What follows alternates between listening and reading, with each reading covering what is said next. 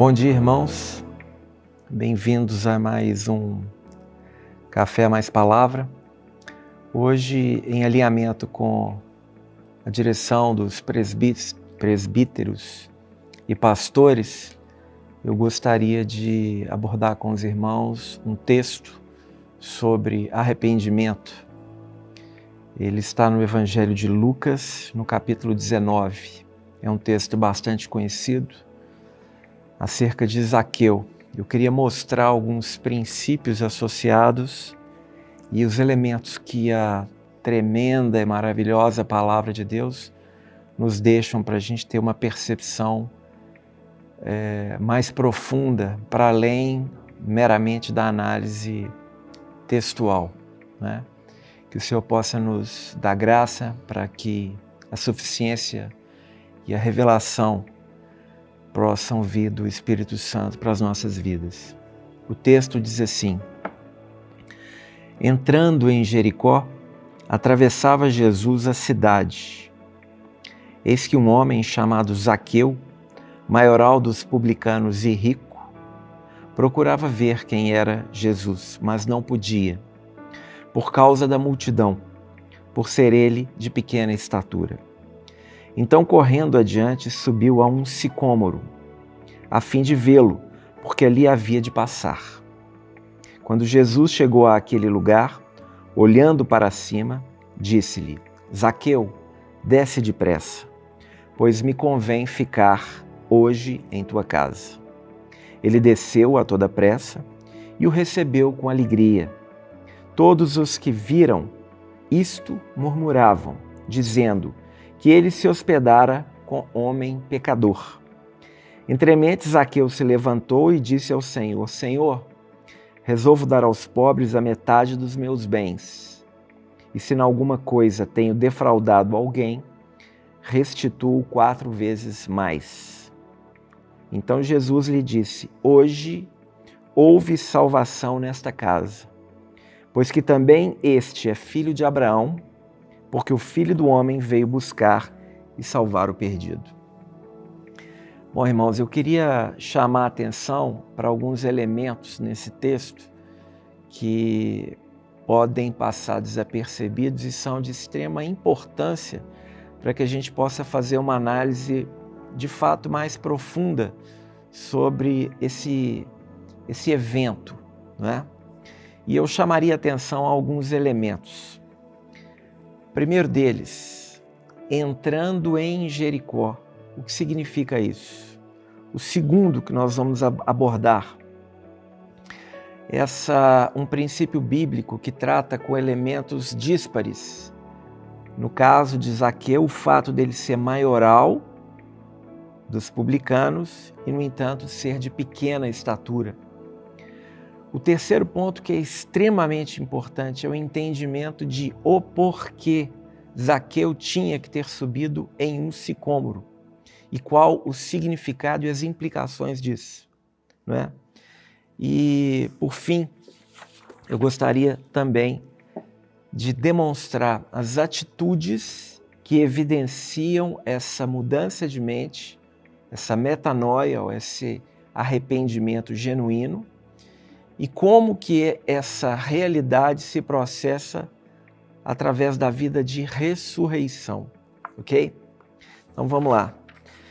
Primeiro tópico, antes de mais nada, queria dizer que possivelmente nós vamos fazer esse vídeo em 2 etapas, não é? Para que a gente possa abordar com um pouquinho mais de calma.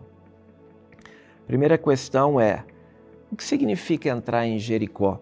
Tá? Primeira coisa que os irmãos têm que entender, que Jericó, a palavra hebraica Jericó significa lugar de fragrância, tá? Lugar de fragrância.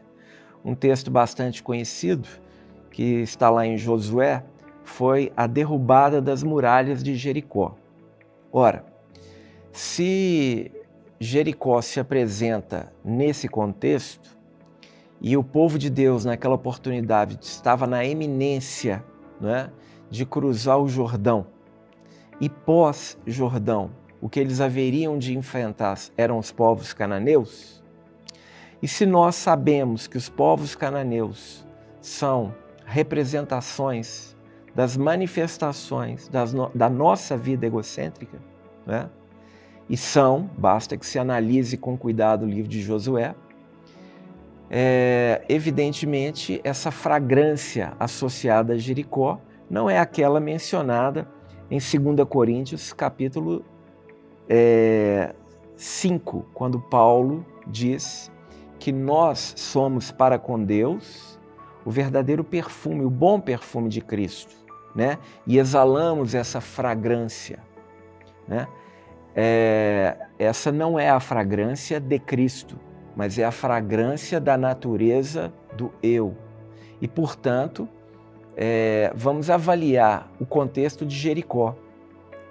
E aonde que nós vamos ver essa palavra Jericó? Ela aparece na Bíblia a partir de Números, capítulo 22.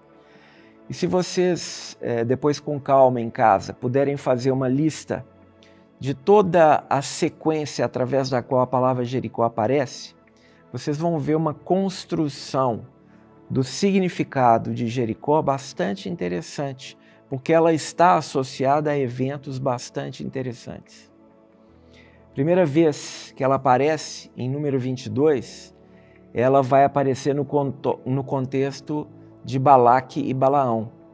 A questão mais significativa nesse contexto é que ela aparece depois da vitória de 2 reis, Seom, rei de Esbom, e Og, rei de Bazã. Isso é importante porque esses 2 reis são uma simbolização do conjunto de realidades segundo as quais o povo de Deus haveria de enfrentar quando entrasse na Terra Prometida, sob o ponto de vista dos seus inimigos. Depois, em número 26, já começa a haver a associação de Jericó com as campinas de Moabe, né? Ou seja, a iminência da entrada na terra. Depois, em número 31, a associação de Jericó, a menção de Jericó vai estar associada à vitória sobre os midianitas, ok? Isso é importante porque os midianitas na Bíblia, dentre outras coisas, significam a vitória sobre o medo. Depois, em Números 34, quando fala daquelas 2,5 tribos que preferiram fazer morada antes do Jordão, não é? O que é bastante significativo. Depois, em Números 34, quando a gente vê a visão da terra dada por Deus a Moisés e a morte de Moisés. Depois, em Josué, capítulo 2, quando fala que Deus é Deus em cima nos céus e embaixo na terra. E, finalmente, em Josué, capítulo 3, quando nós temos aquele episódio da travessia do Jordão, que é um ponto fundamental no processo da compreensão do significado também de Jericó, né? E, finalmente, antes, efetivamente, da vitória conseguida pelo povo de Deus, com base na palavra de Deus, quando as muralhas de Jericó caíram, porque elas ruíram, tem um evento em que Deus mesmo aparece a Josué no capítulo 5, portanto, no evento imediatamente anterior à queda das muralhas. Então, quando a gente olha todo esse contexto, nós vamos entender que a realidade de Jericó, ela tem a ver com aquilo que Paulo vai mencionar em 2 Coríntios, capítulo 10, versículos de 3 a 5, tá?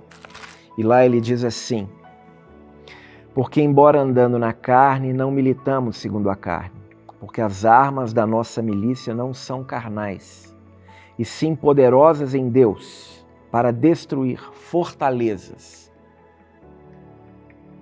anulando nós sofismas e toda altivez que se levante contra o conhecimento de Deus e levando cativo todo pensamento à obediência de Cristo.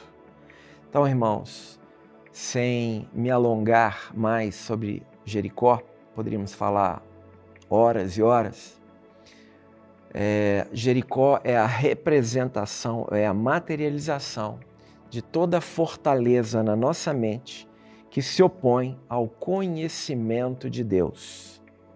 De tal maneira que, no contexto de Lucas 19, quando inicia o texto de Zaqueu dizendo, entrando Jesus em Jericó, o que se tem que entender é que o que se está ocorrendo ali é a destruição dessas muralhas, das fortalezas da nossa mente que se opõem ao conhecimento de Cristo, para que a realidade de Cristo pela fé adentre os corações.